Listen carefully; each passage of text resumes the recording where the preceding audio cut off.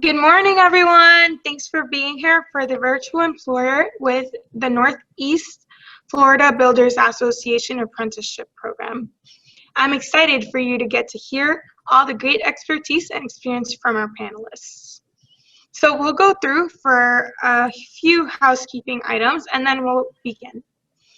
First, please make sure your microphone stays muted and your camera stays on. If you have any technical issues or questions during the webinar, you can enter them into the chat and one of our team will respond. Use the reactions whenever you want to share your enthusiasm with our panelists. Lastly, stay adaptable, flexible, and open-minded, and be ready to learn more about your future career. We'll start today talking about getting hired and promoted within the construction industry. Then we'll move on to a live question and answer. So be sure to go to Slido and enter the event code 62396 to submit your questions. Finally, we'll wrap up with more information from our panelists about the apprenticeship opportunities they have with the Northeast Florida Builders Association and share their contact information with you. So let's get started. The Northeast Florida Builders Association is one of the largest builders associations in Florida and in the top 5 of the nation, serving Clay, Baker, Nassau, Duval, and St. John counties for over 75 years. Apprentice training has been a major focus in the Northeast Florida Builders Association for almost 45 years. When the NEFPA construction training program began in September 1973, classes were offered in the electrical and plumbing trades. By 1976, NEFPA training program was the largest program under the sponsorship of the National Association of Home Builders Manpower and Training Department with 190 apprentices enrolled. Their carpentry, electrical, HVAC, and plumbing programs have graduated with over 1,700 students with journeyman level qualifications. First on our panel today is Christina Thomas, Director of Workforce Development. Good morning. Also joining us today is Charlie Libretto, Training Director for Apprenticeship Programs. Good morning. Thanks for having us. Thank you for being here today. To get us started, can you each tell us about the most life-changing event in your career? Ms. Thomas, we'll start with you. Absolutely. So I appreciate you guys having us. I think that one of the most life-changing events that I have had in my career was in my previous role as a classroom teacher. So I actually taught business and IT classes for career and technical education programs and the International Baccalaureate. And it was a fantastic experience. I was in the classroom full-time for 7 years. And then since I've transitioned into other roles, but I think just having that particular experience, the opportunity to work with young people, I feel as if sometimes I learned a little bit more than even the kids did. Just in general, being around diverse populations, people from different backgrounds all together, I would definitely say was a highlight of my career and something that I hold very, very dear. And mine's actually very similar to Christina's. I was in the business world with an MBA for many, many years, and all of a sudden the carpet gets ripped out in 07, 08, my entire industry goes away. And my wife's already a teacher in elementary school and says, well, you always wanted to coach and teach and give back. And I had 4 boys getting ready to start high school and they wanted to play football. So there you go. And so like Christina, I probably gained more from that experience and learned more from those kids, and obviously was able to form a stronger bond with my own sons, just being with them all the time. And then getting the opportunity for Ms. Thomas to come over and come on board with this group to help further their education outside and show other options and help them on their way with the beginning of their careers has been fantastic. It's life-changing. Awesome. That was so great to hear. The next question I would like to ask you is, what tools do individuals need to be able to be successful in this industry? Well, I'll let Charlie kind of go into that whole spiel. That's what he does is and his role primarily is the recruiting and the onboarding of apprentices, and then I'll piggyback on anything he has to say. Well, let me start by saying I have kind of dual worlds with my sons. I have two sons that went the traditional route and are still in college, or went the non-traditional route and went straight into the workforce. I currently have a year or two, or I'm sorry, a 22-year-old who's an electrical. He's in the electrical industry, and he's actually a first year with us. And he's doing extremely well. And he came to me and said, what does it take for me to get a good job, land a good job, and keep a good job? How am I going to beat the competition, Dad? And it was pretty simple. Show up every day on time. No calls, no shows. Those don't fly. A lot of companies don't mind that. They'll take you back. They need the workers, the employees, especially in a tight labor market. But when you're in the trades, time's money to these companies. So it's a big deal. Just show up on time every day with a great attitude, closed mouth, ask questions when you need to, and willingness to learn new things. If you can do those things and you're willing to work hard, because as we spoke earlier, this is not a great fit for everyone. It is hard work. There's the downside. The upside is there's a lot of people living in really nice neighborhoods, driving really nice vehicles and having really nice boats and everything else that work right here in every one of these trades. So the first thing is good attitude, show up every day, look somebody in the eye, shake their hand, and then be willing to learn and work hard. Absolutely. And one of the things I want to ping on to that Charlie shared, and I think it's across the board, not just particular our industry, is the willingness to grow and to develop.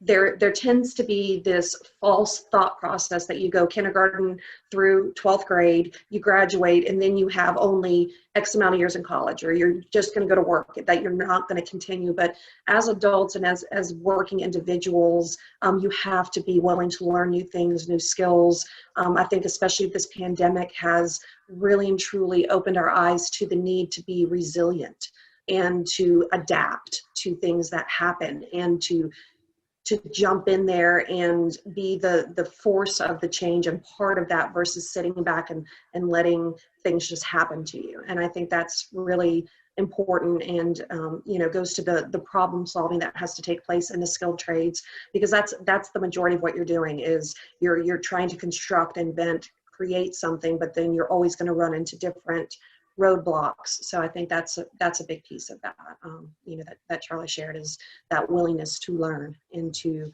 develop and then pass it on to other people. That's a big part of what our community does, is they share what they know and they teach others, and you got to teach one to reach one. So.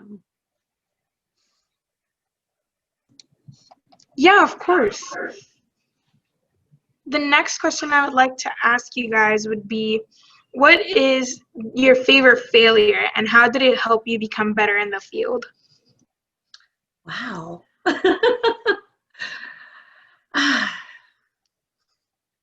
I think for me, it wasn't necessarily a failure in the field. It was being declined an opportunity that I'd gone for. I was going to go one route. I had applied for a job and thought that it was going to, pan out, and had everything planned and really got myself in a certain mindset that was the only option that was, and it fell through. And I think that particular opportunity, that door closing, although at the time was upsetting, other doors have opened since then, and it has really truly taught me to be open to things, and even though you need to plan and get ready and try to go plan a journey, so to speak, it also showed me that you need to just always be on and prepared and ready for opportunities that will come and find you. So I think just having to go through that process and learning, rejection's not easy for anybody, but especially a type A person. But I think just working through that and finding worth and value in a different location, that's, in that case, it's not a failure. It's a lesson. And I would agree with Ms. Thomas. I've had two disappointments in my life. and in both cases, I guess I didn't learn enough the first time around in high school when I thought college was the end all. Football, playing college football was the end all. And I have letters all over my wall. I'm playing quarterback. I can go wherever I want to. And the second game of my senior year, I break my leg. And so, all of that comes rushing through and you're thinking, oh, life's over now. What am I going to do from here? I pinned all my hopes and dreams on football. And all of a sudden now I actually have to bust my butt as a student, as a graduate, if I plan to go to college. Fortunately, I was able to come back in 2.5 weeks and finish the year and the season and was good enough to, I guess, luckily to get into college for football. So that was one of them. And then the exact same thing, guys, we don't always learn as fast as our counterparts. My industry just totally goes away and I'm sitting in a nice cozy office in a nice cozy position and I haven't even thought about what the next step is, or what if this happens? What if COVID-19 happens? So I think Christina and I, Ms. Thomas and I were both much more prepared going into COVID-19 because of those failures and helping to change our mindset and be prepared that at any given time, anything can change. So be flexible and be positive and be ready for it. Amazing responses. I love hearing that. So the next question I would like to ask you would be, how did you know that this was your perfect trade? How did you know you were meant for it? Well, when we go out and I go out and talk to high schoolers, a lot of them are already locked into a certain, CTE program. Maybe they're in carpentry, maybe they're in electrical, maybe they're in HVAC. I would have them go out and work for a period of time in that field, in that trade, because there's a huge difference between being in a high school class. For instance, carpentry today, they're out building temporaries, they're using their hands, they're using hammers, they're working with wood, and all of a sudden they graduate and I send them to one of our best contractors for construction, and they're not touching wood at all. So they're like a fish out of water. So get out there and experience it. And all of a sudden they figured out, hey, I can do this. And I'm with one of the best companies maybe in the country. And I have a career already started, and they went in as a year 2, and now they're 20, 21 years old, and they're making enough money to move out of the house at that age. So I think it really, go get some experience. I'd say the same thing about college. Before you go change majors like I did 4 or 5 times and take out, student loans, figure out what you want to be, what you want to do in life. Go do something, gain some experience, gain some maturity for sure, and then go from there. Because there are a lot of, even with COVID-19, there are a lot of opportunities out there right now. Absolutely. And I would say, just kind of on my set, the reason I feel as if this is a perfect trade for what I do as the administrator of this apprenticeship program is I truly believe in what we do. Every single apprentice in our program works full-time, so they're earning a wage. The employer pays for the schooling portion, and the schooling portion is only 8 months during the year, a couple nights a week, and it is directly related to what they're doing in the field. So there's that relevancy that sometimes you don't always get, and it feels good every day, even though I have to do spreadsheets and boring stuff and write to legislators and do the nerdy part of the business. I love what we're able to offer to people that are willing to work hard. And when you get to see somebody graduate after 4 years, and you meet the child that was born during their year 2 of class, and you get to meet the family, or in some cases, some individuals come to our programs after they have maybe made some mistakes and have gone to correctional facilities, and then they come out and this is the first time that they've actually graduated from something. They, maybe they finished a GED, or, they're the first person in their family to have, finished this type of program. So that it feels good. What we do matters. And I think that is so critical in finding happiness, because you spend so much of your time at work. You've got to love and have a passion for what it is that you do. And I think that was one of the agreements that Ms. Thomas and I had when I came on board. She gets to do all the boring stuff, and I get to go have fun all the time with nail drive competitions and all kinds of good stuff with you guys. So thank you, Ms. Thomas. Oh, anytime. Of course. The next question is going to be, if you had to get a new certification, or individuals that are coming into the field need to get a certification, how could they prepare for that, or which ones would they need? Awesome. We use a national curriculum. It's called NCCER, the National Construction curriculum. Construction curriculum. The NCCER curriculum that we use, which also endorses Skills USA, they're all partnered together. It's being taught in a lot of high schools.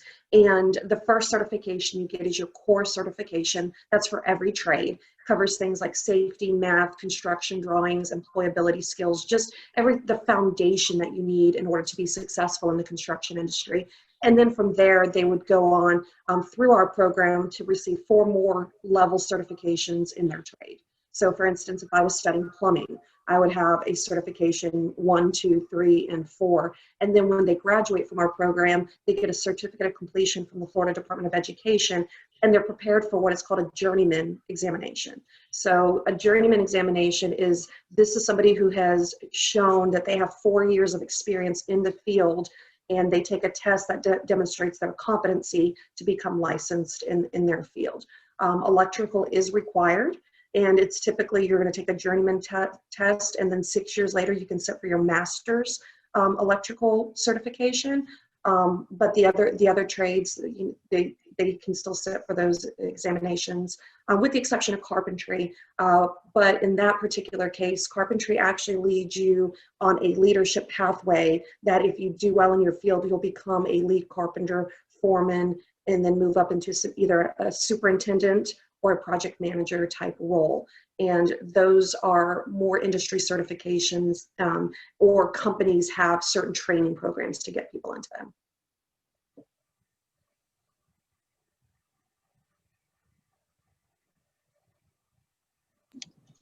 Amazing.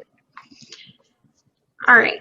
Our last question for the question and answer would be, what's the biggest mistakes new employees make within the industry, and how can they avoid making them? You want me to start on this one? Sure. I think the biggest mistake a lot of times is show me the money. Yeah, I'm gonna go. Somebody offered me $1 more an hour, and right now that seems like a great deal. But do your research. Just like when you're thinking about a college or a university that you might want to go to, do your research always. There may be companies that intentionally start you at a lesser rate because of things they're going to offer you, like sponsoring you through an apprenticeship program. You got to factor those types of things in. At some point in time, you're going to have a company van. That's another $15,000 to $20,000 bump. So there are a lot of things to consider. And the other is, if you have a mentor, or your parents hopefully are your mentors, talk to them about this kind of stuff, because they have experience. And it's invaluable. So just make sure you're having conversations. Guidance counselors at high schools are fantastic, and I have high schools that don't even have CTE programs, and I have guidance counselors within those schools that call me and say, hey, I got 13 people that want to meet with you. And that's female and male. So if there are females out there, don't think you're excluded. You're completely, we love having females in our program, and we'll take as many as we can get. Yeah, I agree. I think Mr. Libretto hit the nail on the head 100%, is short-sightedness. We live in a very instantaneous gratification type world with everything that we want and need and you can pretty much get with a click of a couple buttons. And I think sometimes not focusing on the journey as a whole, and wanting to make a quick fix or a quick change, or not sticking to something, just, hey, I can't put this puzzle together, forget it. I'm going to walk away. So I agree. I think Mr. Libretto hit it right on the head, being short-sighted. And that's with any industry, not just ours.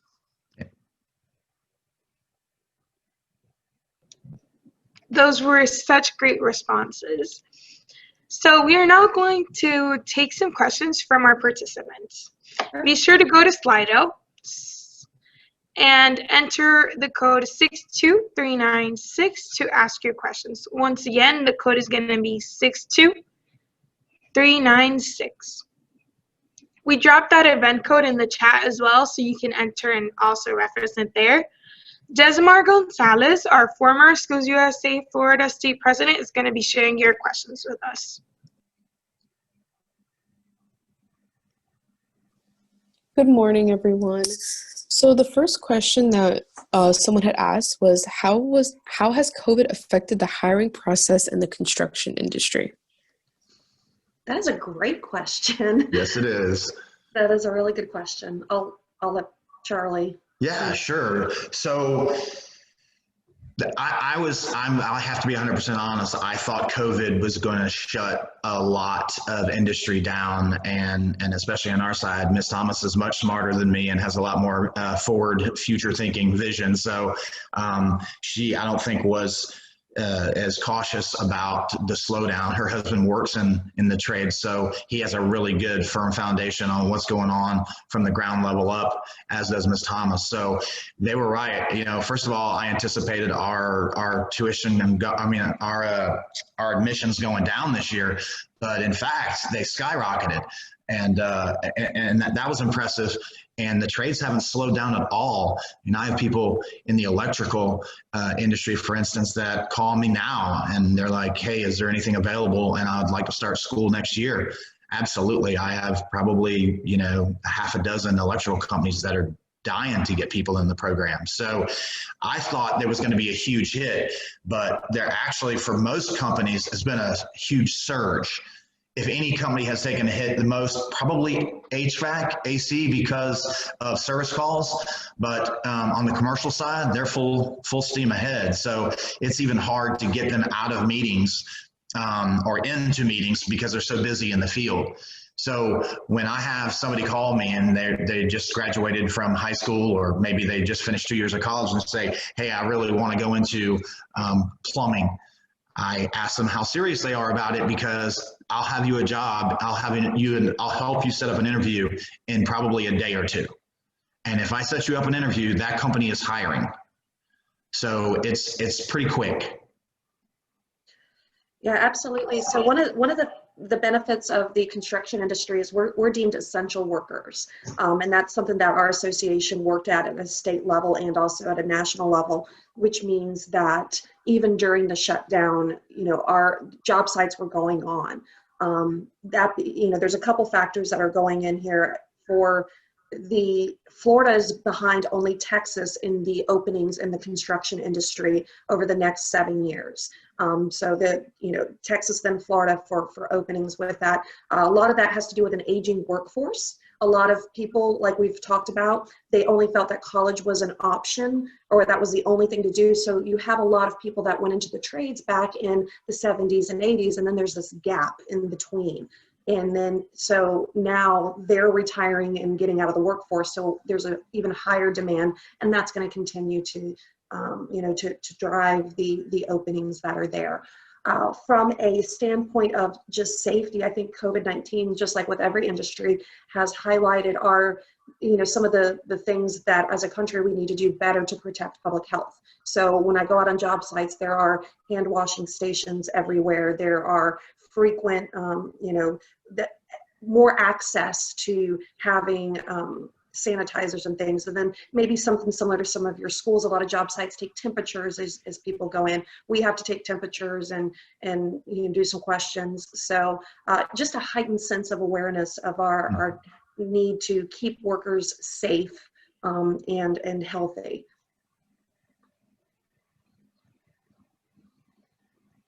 Thank you so much for your answers. The next question that we have is, what made you believe that the company you work for is your best fit? I think for me, it's just the unique nature of what I get to do. Apprenticeship programs, there are a lot more out there than I think people even realize.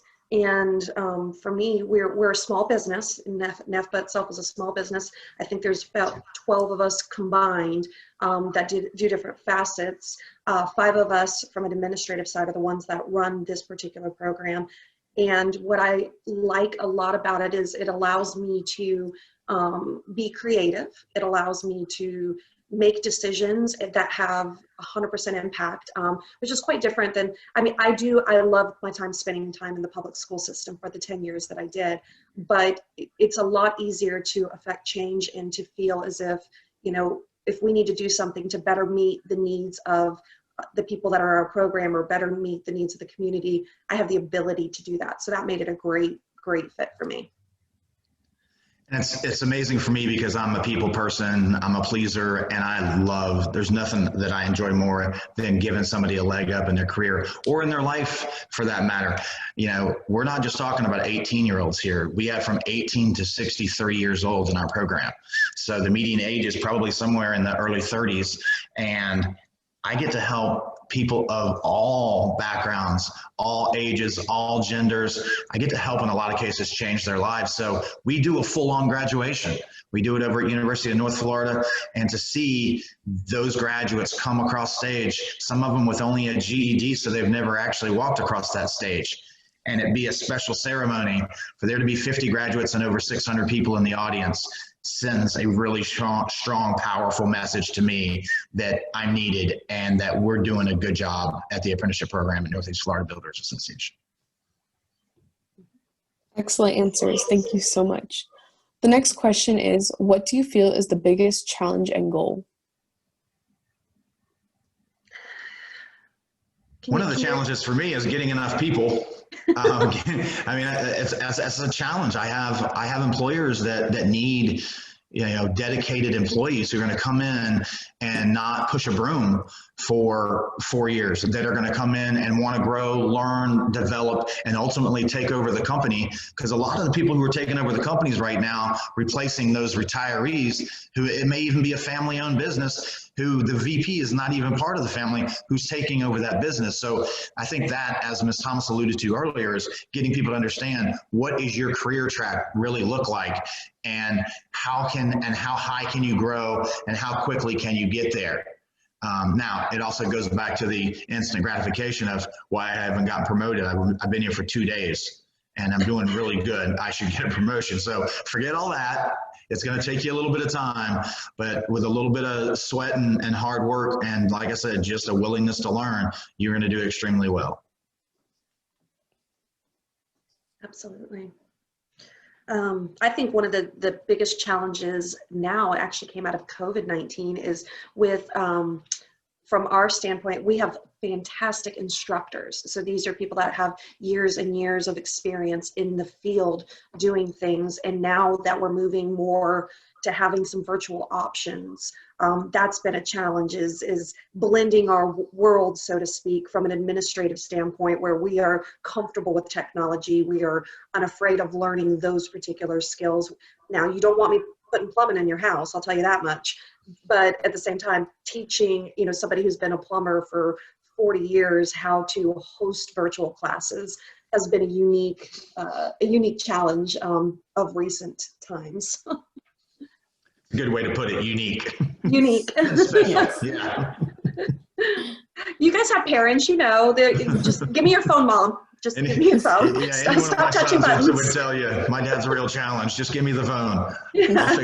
I'll make your font larger for you, Dad, so you don't have to hold it out to here. Thank you for those answers.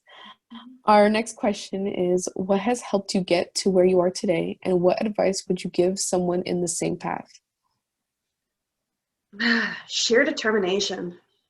Like, I just, you know, just having this thought that something might be beating you a little bit now, but it's not gonna beat you in the end. So it's just pure drive with it, you know, from that I'm going to continue on. I don't know where I'm going. I'm not entirely sure where this bus is heading, but being open to that. And I think that only just comes with experience and time. Charlie's son actually works for us now. He's finishing his electrical engineering degree. And that's a conversation I had with him. It's just, you can't get a lesson if you haven't experienced hardships. And just keeping in mind that experience grows you, and you can't have experience without just pushing through and doing things. And I think that's just, it's a mindset you have to get into if you want to, you know, before the age of 40, run a program. And I would agree wholeheartedly with Ms. Thomas. Drive and determination has to be there. Waking up and having an idea or creating an agenda, a to-do list, if you will, can be as simple as that, of things you're going to tackle for that day. That's one of the most basic, fundamental things that you can do to keep you in line, keep you geared, keep you driven. The other thing I would say is surround yourself with good people. Surround yourself with people who are smarter than you, people who do things better than you. So you're always learning, you're always growing. I mean, being around Miss Thomas sometimes is very, very intimidating because her mind works so well and it works so fast. And I'm also fortunate that I picked the right life partner of almost 29 years now, and she challenges me at least every day. So there's that. I'm not the life partner. I want to make sure that there was a segue. Working hard today at another elementary school, so. Yeah, absolutely.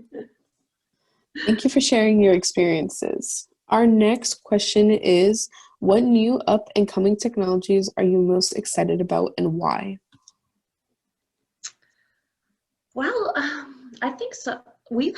So the Haskell company, which is based out of Jacksonville, came and we do a pre-apprenticeship event when we're allowed to have people in our building, and they brought drones. So a lot of the drone technology that they do, for the sites and things was really cool. And then there was a plumbing company that does trenchless technology. And it's almost like they were playing like robotics in games. So there's a lot of cool gadgets and neat things that are helping the construction industry.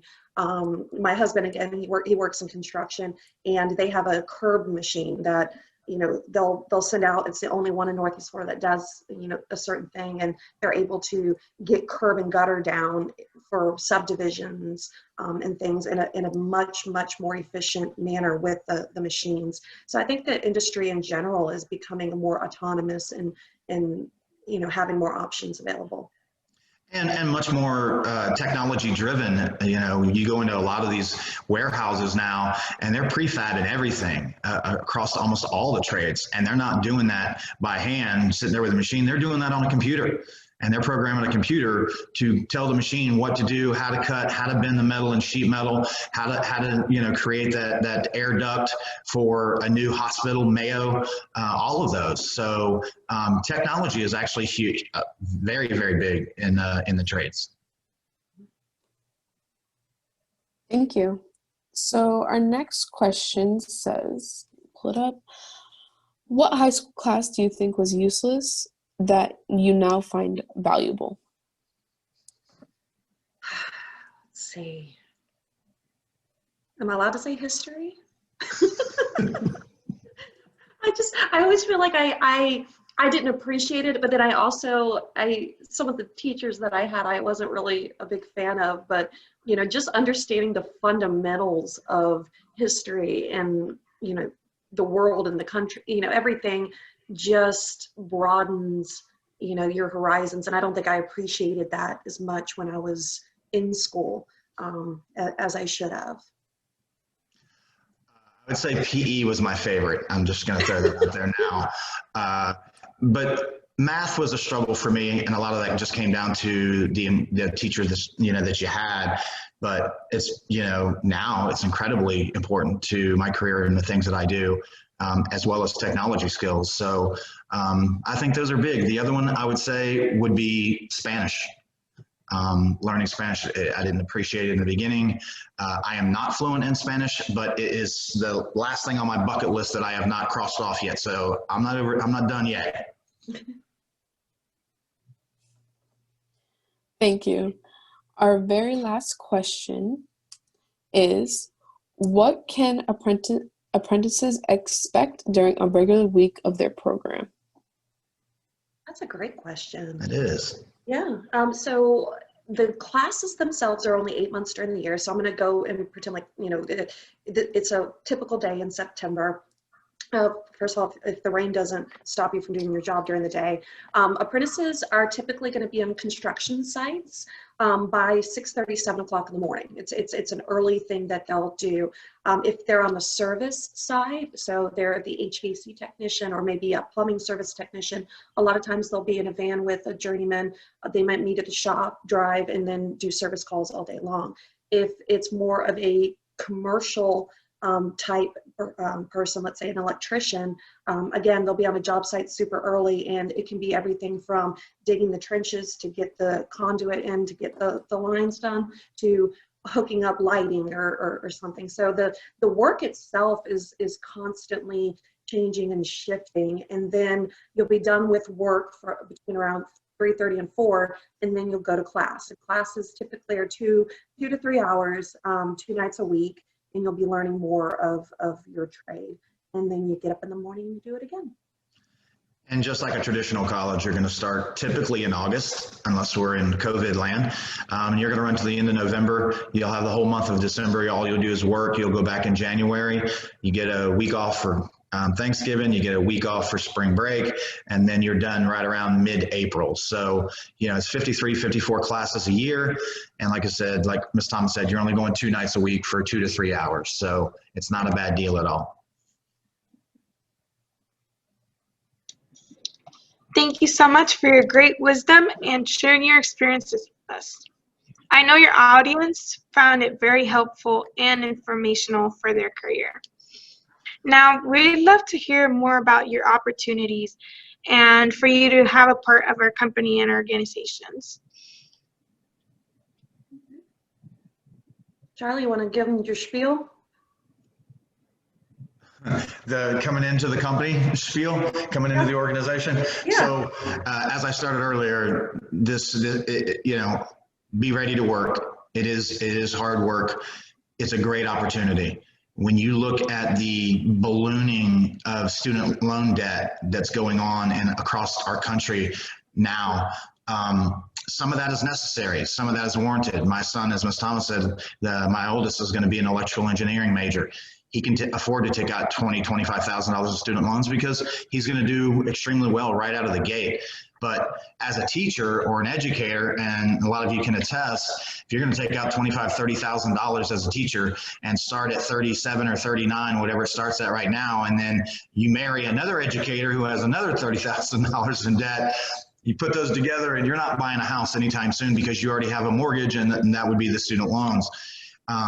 Ms. Thomas and I were lucky enough to get, scholarship offers for one of our degrees at least. So we both have 2 degrees. We're strong advocates of going to college. There's just a right time for it.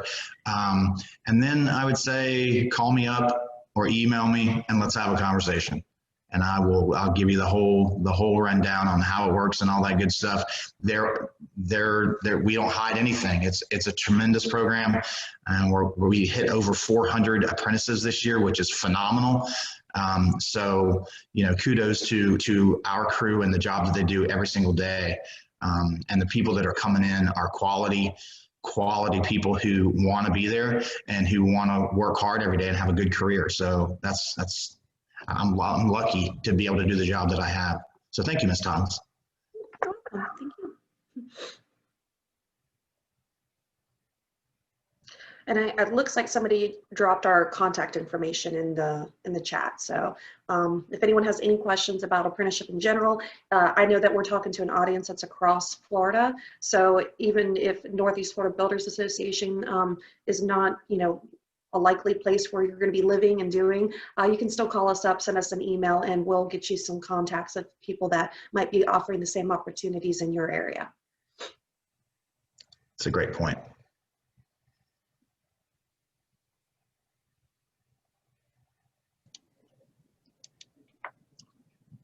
Before we go, I would like to ask, if you could give us one piece of professional advice, what would it be?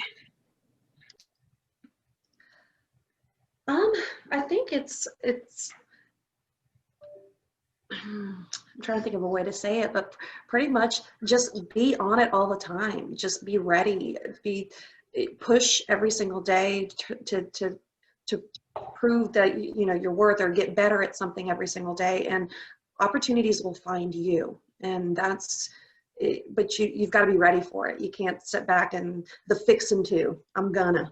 That doesn't fly for professional success. It's doing and continuing and pushing and letting people see all the great talents, because all of us have so much talent, just in different ways, and being out there and allowing that to be shown will get you far. Somebody's going to see something and recognize something in you that they feel will be valuable for their organization, and you'll be successful. And the only thing I would add to that, Ms. Thomas is absolutely right, is have a roadmap. Where do you see yourself? Where do you want to be? Set some goals for today. Set some for the week. Set some for the year. And where do I want to be 5 years from now? Where do I want to be 10 years from now? If you're young, if you're 18, 19, you may not know all of those, but just by setting them, that doesn't mean you can't change them, because they change as we get older, obviously. But at least having a roadmap in place helps you as you guide, and it helps to guide and as you go through shifts and changes in your life, and we all do. And the other thing that I would say, coming from being an athlete, is you're going to fall. You're going to get hurt. Something's going to happen in your life. And how you decide to pick yourself up by your britches and get back after it and get back to your goals, and how quickly you do that will define you. Absolutely. Yeah, to piggyback on that, there's an equation. I used to share this with students. It's E plus R equals O. It's the event plus your reaction to it that's going to determine the outcome. It's not just E equals O. It's not just this is the event, this is the only outcome. It's 100% what Mr. Libretto just said. It's how you choose to react and behave and view things that happen to you is going to determine, how things go.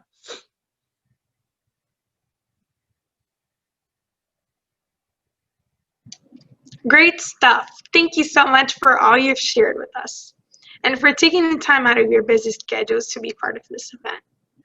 We're sharing some information on the screen now. If you'd like to reach out to the team at Northeast Florida Builders Association for more information on their apprenticeship programs, and we encourage you to follow up. Thanks for being a part of Virtual Meet the Employer. Join us on November 18th for Southeast Toyota. Thank you so much, and have a great day. You too. Thank you for having us.